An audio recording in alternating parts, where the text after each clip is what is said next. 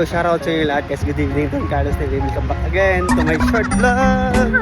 Guys, so naglalakad-lakad kami dito bandang Aljimi. So shoutout sa lahat ng mga nag-i-scooter guys. Mag-iingat tayo lagi. Siguro yung isyong i-open natin ng konti.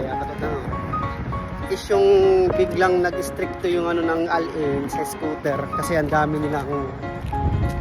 nilang kinompliskate nung nakaraan. Kagabi. So, I'm so lucky na hindi ako nabilong doon kasi dito ako dumaan sa likod. So, hindi ko alam kung sana makukuha nila yun kasi kawawa naman kasi malaking yun guys, malaking tipid lalo na sa atin na mga OFW, mga Pilipino na yun talaga yung service, di ba ga? Yun yung service. So, yun lang. So, magandang gabi sa inyo lahat guys. Mag-iingat lang lagi.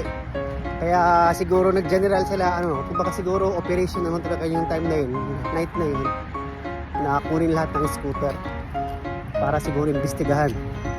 So, God bless all guys. Mag-ingat kayo lagi. Don Carlos TV.